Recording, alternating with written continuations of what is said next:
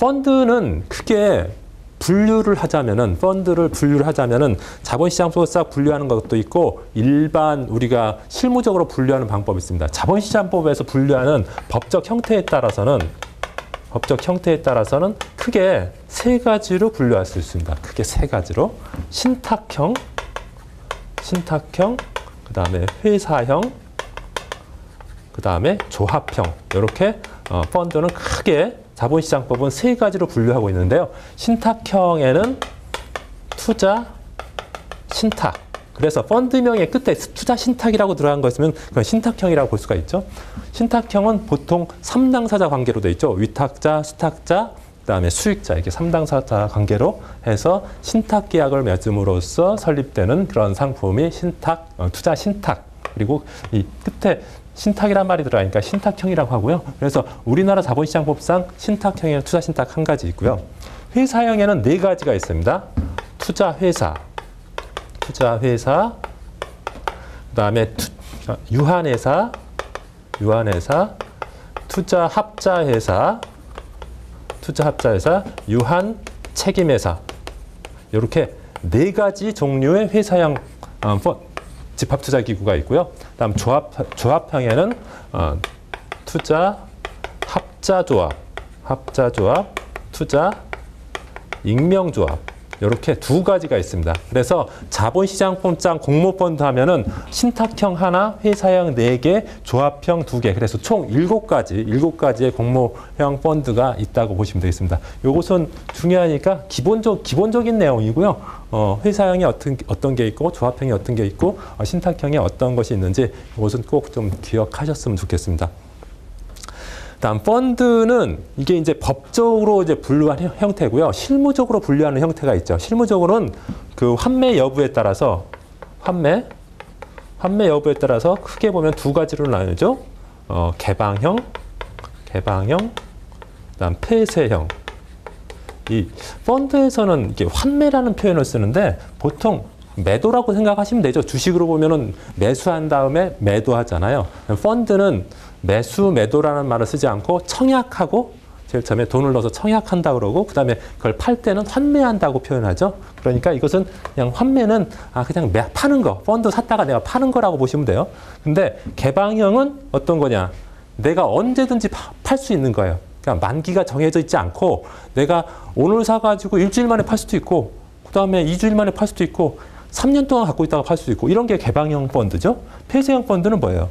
만기가 정해져 있는 거죠. 그래서 만약에 뭐 3년 만기가 있다고 하면 3년 동안은 팔지 못하게 하는 것이 폐쇄형 펀드죠. 그래서 우리가 생각할 때 보통 우리나라 공모펀드는 개방형으로 되어 있습니다. 그렇지만은 폐쇄형으로 되어 있는 것은 일반적으로 부동산 펀드나 이런 것들, 부동산 펀드는 투자 대상 자산이 부동산이잖아요. 근데 부동산을 만약에 그 펀드 자산이 예를 들어서 500억 원치 사놨는데 갑자기 투자자들이 뭐 한 일주일 만에 팔고 한 달 만에 팔고 그럼 부동산 사놓은 것을 갑자기 팔 수 없잖아요.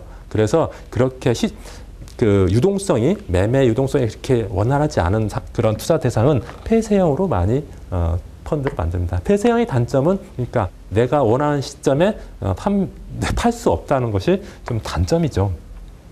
대신에 이제 운용자 입장에서 봤을 때는 그 자산을 투자자들이 돈 안 빼게 해가지고 계속 안정적으로 굴릴 수 있다는 그런 장점은 있다고 볼 수가 있겠습니다. 그 다음에 투자자 수에 따라서 공모펀드하고 사모펀드로 나누죠. 공모펀드는 투자자 수가 몇 명 이상 돼야 되죠? 최소한 50인은 이상 돼야죠. 50인 이상. 그 다음에 사모펀드란 건 뭐예요? 사모펀드는 49인 이하. 투자자의 수가 50인이 넘어가면은 공모펀드라고 하고요. 50인 미만, 그러니까 49인 이하는 사모펀드라고 합니다. 그리고 뭐 투자 지역에 따라서 우리나라에 투자되는 펀드는 국내 펀드, 외국 기업에 투자되는 것은 해외 펀드, 외국 펀드라고 하죠. 그래서 기본적으로 이렇게 펀드를 구분하는 그런 분류 기준에 대해서 좀 기억을 하셨으면 좋겠고요. 그 다음에 이제 본격적으로 이제 집합투자기구에 대해서 한번 보겠습니다. 집합투자기구. 이게 뭐라고 그랬죠? 그냥 펀드라고 생각하시면 돼요. 근데 가장 대분류의 펀드가 집합투자기구. 예를 들어서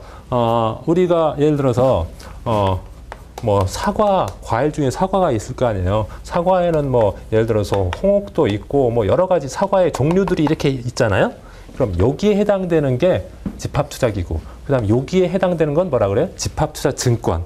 그러니까 좀 대분류에서 펀드에서 좀 대분류에 속하는 것은 집합투자기구라고 표현하고 펀드에서 좀 소분류에 속하는 것은 집합투자증권이라고 하죠. 어쨌든 이런 집합투자란 말이 들어가면 그냥 펀드다. 이 말에서도 볼 수도 있어요. 집합해서 투자하는 거잖아. 여러 사람의 돈을 집합해가지고 모아가지고 투자하는 거라. 그래서 예전에는 간접 투자는 말을 썼는데 지금은 이제 법에서 집합 투자라고 간접 투자라고 표현하지 않고 집합 투자라고 하고 있으니까 집합 투자라고 기억하시면 되겠습니다. 그래서 중요한 것은 이 집합 투자의 정의, 요건 중요합니다. 집합 투자의 정의나 요건.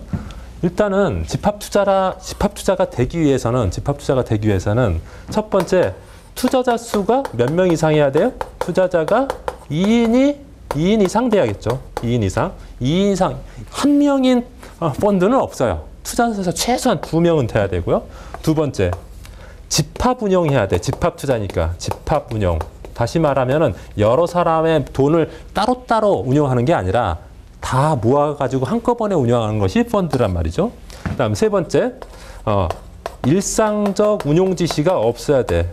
일상적 운용 지시가 없어야 된다. 이게 무슨 소리냐면은 투자자들이 이거 이렇게 운영하세요. 이거 이렇게 운영해 주세요. 이렇게 하는 게 아니라 펀드 매니저, 집합투자기구는 펀드 매니저가 자기의 어떤 경험이나 지식을 가지고 자기의 능력으로 운영하는 거지 투자자들이 이렇게 해라 이렇게 하는 거 아니에요. 그러니까 투자자의 일상적 운용 지시가 없어야 된다는 게 맞는 거예요. 없어져요. 특별한 일이 없는 뭐 예를 들어서 운용자가 진짜 이상한 짓을 하거나 그러면은 수익자 총회를 거쳐서 그 간섭할 수 있지만 그렇지 않는 일반적인 경우에는 일상적인 운용 지시는 안 하는 게 원칙이란 말이죠. 네 번째, 재산적 가치가 있는 곳에 투자하는 거예요. 모든 투자 대상 중에 재산적 가치가 있는 모든 재산에 투자하는 거죠. 예전에는 그 자본시장법 이전에는 투자 대상 자산을 법에서 열거하고 있었단 말이죠. 근데 지금은 이렇게 포괄적으로 규정됐어요. 우리 자본시장법이 포괄주의를 채택하고 있잖아요. 예전에 열거주의에서 자본시장법 포괄주의를 채택하고 있어서 모든 재산적 가치 있는 것은 다 투자가 가능합니다. 그래서 그런 점에서 예전하고 좀 달라졌다고 할 수가 있고요. 그다음 다섯 번째, 그 책임은 투자 결과는 누구 책임이에요? 투자는 사실은 펀드 매니저가 하지만 투자 결과는 본인 책임이야. 투자자 본인한테 귀속된다는 점. 금융기관의 어떤 펀드 매니저 책임도 아니고 금융기관 직원 책임도 아니고 투자자 본인한테 투자 책임은 귀속된다. 이익이 돼도 그 사람 거고 손해가 나도 책임은 누가 진다? 그 투자자 본인이 진다는 점이 굉장히 차이가 있는 거죠. 그래서 이 집합 투자의 그 요건, 집합 투자는 이런 게 집합 투자라는가? 요 요건은 좀 여러분들이 꼭 기억을 하셨으면 좋겠습니다. 그 다음에 집합투자기구의 대표적인 것은 투자 신탁하고 투자 회사입니다. 투자 신탁하고 투자 회사. 우리나라에 있는 대부분의 공모펀드는 투자 신탁, 투자 회사 형태로 되어 있습니다. 그래서 펀드 이름 명칭 보면은 예를 들어서 이런 식으로 되어 있잖아요. 뭐 예를 들어서 신영, 마라톤, 뭐 증권, 투자 신탁. 이런 식으로 펀드명이 돼 있잖아요. 그래서 이것은 투자 신탁형이기 때문에 요 펀드의 이름은 펀드의 법적 형태는 신탁형이라고 볼 수가 있는 거죠. 그리고 뭐 미래에셋, 디스커버리,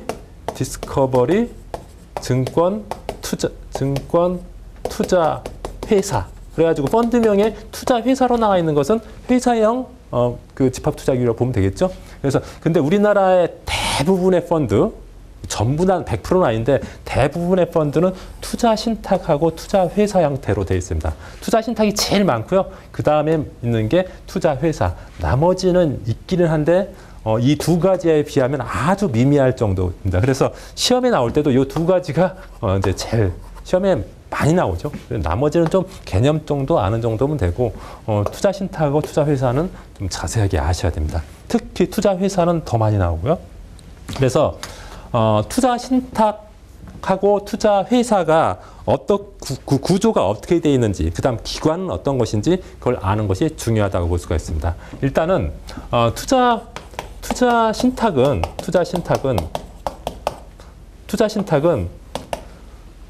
그 신탁 계약을 통해서 만들어지는데요.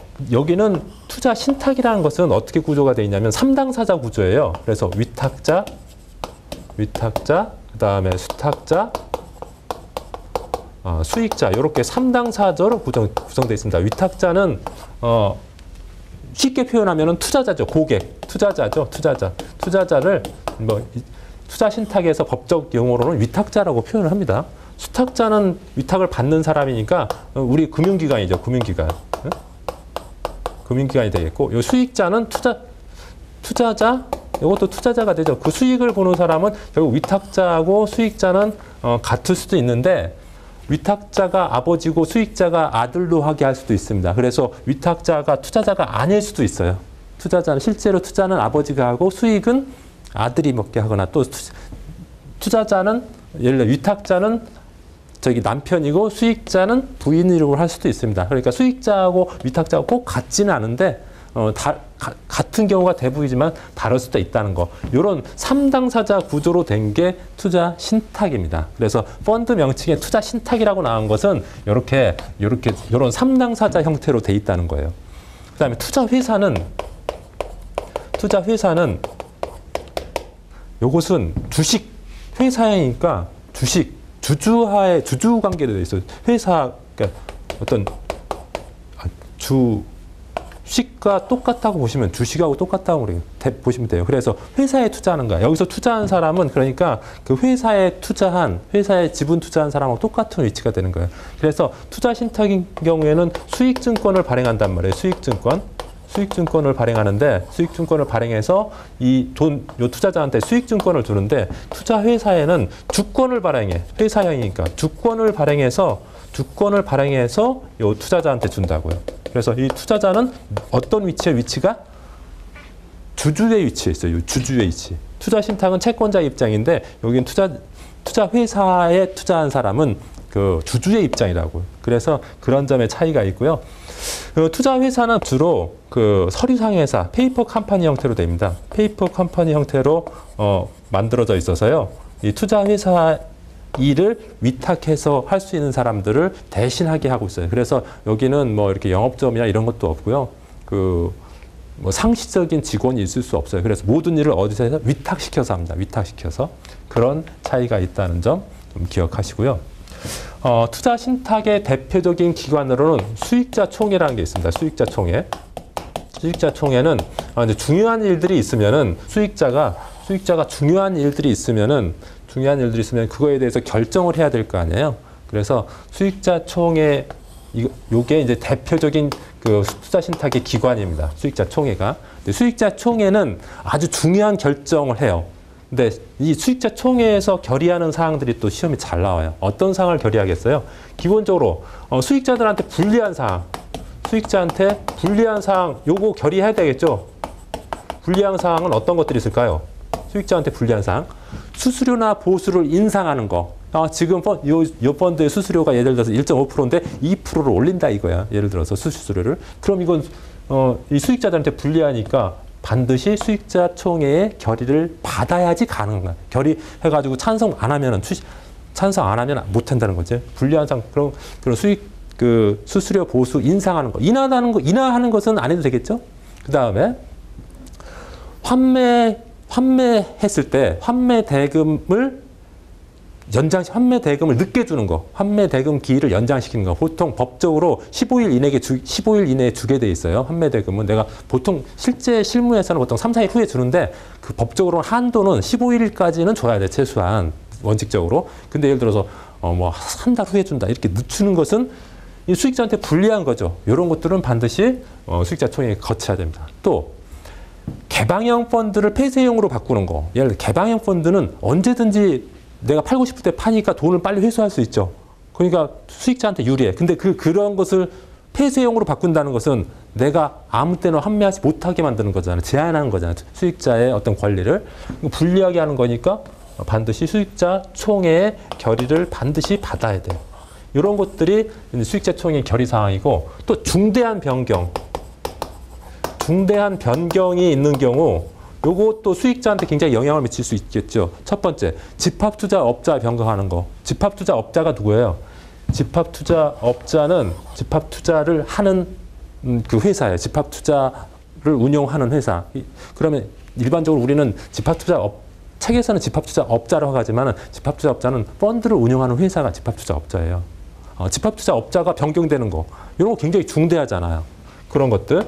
또 신탁회사. 요 수탁한 그 금융기관, 그걸 신탁회사라고 하는데 신탁회사가 변경하는 거. 이런 것도 굉장히 중대한 변경이고요. 그 다음에 주된 투자 대상 자산 변경하는 거. 예를 들어서 부동산에 주로 투자하는 것을 예를 들어 주식으로 변경한다든지 부동산은 좀 안정적인 거지만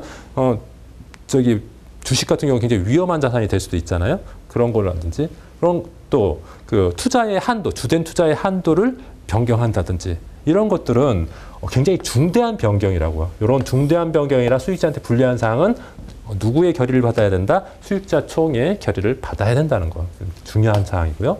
다음 투자 회사의 기관에는 크게 세 가지가 있어요. 이사가 있고 일반 회사하고 똑같은 이게 회사형이 투자에는 회사형이라 했잖아요. 회사형. 투자 회사는 회사형이기 때문에 일반 회사하고 똑같단 말이죠. 그러다 보니까 일반 회사에 있는 것처럼 이사가 있고요. 그 다음에 이사회도 있어요. 이사회. 그 다음에 주주총회. 일반 회사도 회사의 주주총회라는 게 있잖아요. 이렇게 있습니다. 그래서 이사가 이제 업무를 집행하는 거죠. 일반 회사에서 업무 집행하듯이 펀드 관련된 업무를 집행하는 사람이 바로 이사고, 근데 펀드에서 이사는 법인이사가 있고 감독이사가 있어요. 감독이사가 있는데 법인이사는 한 명 이상. 감독이사는 2명 이상이에요. 2명 이상. 감독이사가 법인이사보다 더 많게 됐어요. 중요합니다. 왜냐하면은 감독을 잘해야지 펀드를 잘 운영할 거 아니에요. 그죠? 그래서 법인이사보다 감독이사를 더 많이 했다는 점 꼭 기억하시기 바랍니다. 이제 이 이사들이 모인 데가 이사회죠. 이사회는 각 이사가 예를 들어 여러 사람이잖아요.